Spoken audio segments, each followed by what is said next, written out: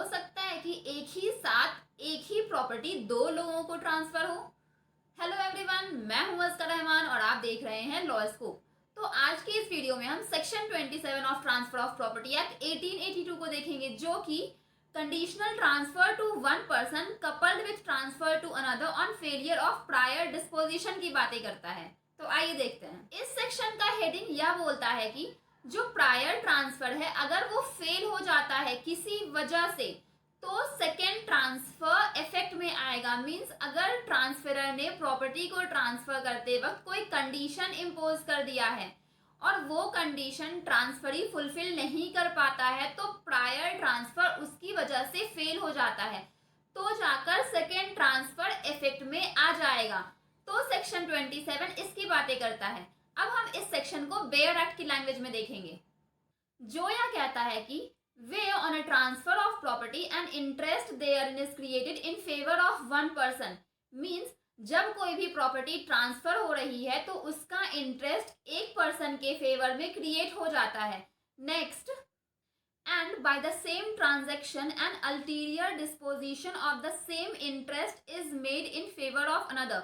means same transaction में एक दूसरा इंटरेस्ट क्रिएट किया जाता है दूसरे पर्सन के फेवर में। मीन्स प्रॉपर्टी सेम है, सेम प्रॉपर्टी का ट्रांसफर सेम ट्रांजेक्शन में दूसरे पर्सन के फेवर में भी क्रिएट किया जाता है।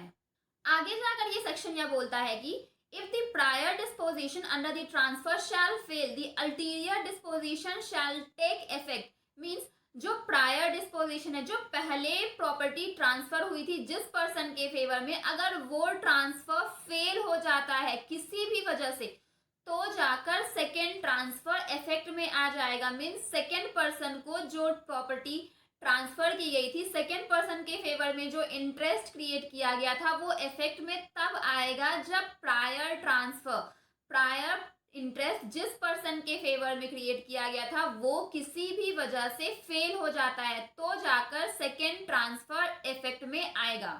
तो घुमा फिरा के सेक्शन 27 बस इतना ही बोलता है कि जिस पर्सन के फेवर में प्रायर ट्रांसफर किया गया था, प्रायर इंटरेस्ट जिस पर्सन के फेवर में क्रिएट किया गया था, अगर वह किसी भी वजह से फेल हो जाता है तो जाकर सेकेंड पर्सन के फेवर में जो इंटरेस्ट क्रिएट किया गया था वो इफेक्ट में आएगा।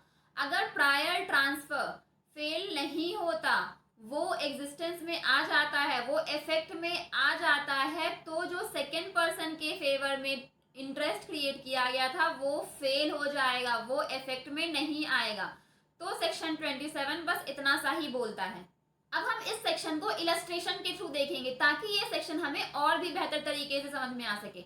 जहां यह बोला जाता है कि ए ने बी से कहा कि मेरे अकाउंट से आपको 50,000 रुपीज तब ट्रांसफर होंगे जब मेरे मर जाने के बाद 3 मंथ के अंदर आप मेरी सारी प्रॉपर्टी को ट्रस्ट में दे देंगे। लेकिन अगर आप ऐसा नहीं कर पाते हैं तो ये जो 50,000 रुपीज है ये सी को ट्रांसफर हो जाएगी। तो होता क्या है कि बी ए के डेथ से पहले ही मर जाते हैं, तो बी ने ए की कंडीशन को फुलफिल ही नहीं किया क्योंकि फुलफिल करने के लिए वो लिविंग में थे ही नहीं। तो ये जो 50,000 रुपीज है ये सी को ट्रांसफर हो जाती है क्योंकि ए ने यह कंडीशन रखा था कि अगर आप मेरा ये काम नहीं करते हैं, मेरे डेथ के बाद मेरी प्रॉपर्टी को ट्रस्ट में नहीं देते हैं, तो वो जो 50,000 है वो सी को ट्रांसफर हो जाएगी। तो ऐसा ही होता है, बी उस कंडीशन को फुलफिल नहीं कर पाते हैं क्योंकि ए के डेथ से पहले ही बी की डेथ हो जाती है, तो वो जो 50,000 रुपीज है वो एज पर कंडीशन सी को ट्रांसफर हो जाती है। तो इस इलस्ट्रेशन में भी वही होता है, ए ने अपने उस 50,000 का इंटरेस्ट दो लोगों में क्रिएट किया है। पहले बी के फेवर में कि बी अगर कंडीशन को फुलफिल कर लेता है तो वो 50,000 उसको चला जाएगा, लेकिन वहीं अगर बी उस कंडीशन को फुलफिल नहीं कर पाता है तो वो 50,000 सी को चला जाएगा।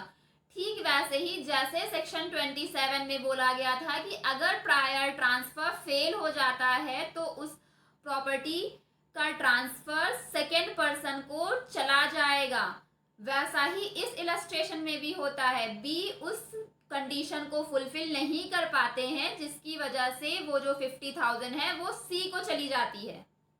अगर हम इस सेक्शन को नेक्स्ट इलस्ट्रेशन में देखें तो ए ने बी से कहा कि मैं आपको अपनी कार तब ट्रांसफर करूंगा जब आप अपनी बाइक सी को दे दोगे, लेकिन अगर आप अपनी बाइक सी को नहीं देते हो तो मेरी ये कार डी को चली जाएगी। तो यहाँ पर ए का कंडीशन था कि जब बी अपनी बाइक को सी को दे देगा तो जाकर ए अपनी कार बी को देंगे, लेकिन वहीं अगर बी अपनी बाइक को सी को नहीं देता है तो वो जो ए की कार है वो डी को चली जाएगी। तो यहाँ पर भी ए ने अपनी कार का दो इंटरेस्ट क्रिएट किया है, एक बी के फेवर में क्रिएट किया है, एक डी के फेवर में क्रिएट किया है।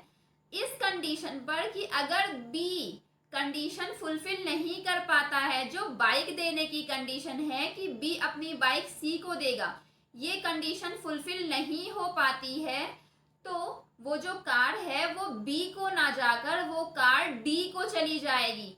तो नेक्स्ट इलस्ट्रेशन ये कहता है, सेक्शन 27 में एक नोट करने वाली बातें हैं कि जो प्रायर ट्रांसफर होता है उसमें जो भी कंडीशन दिए जाते हैं वो कंडीशन वैलिड होने चाहिए।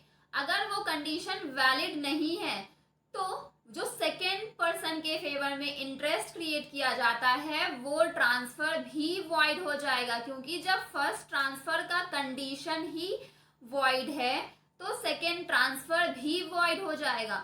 तो इसीलिए जो प्रायर ट्रांसफर जो किया गया है और उसमें जो कंडीशन दिया गया है वो कंडीशन वैलिड होना चाहिए। उसके बाद अगर वो कंडीशन फेल हो जाता है तो जाकर सेकेंड ट्रांसफर जो है वो इफेक्ट में आएगा और वो वैलिड होगा।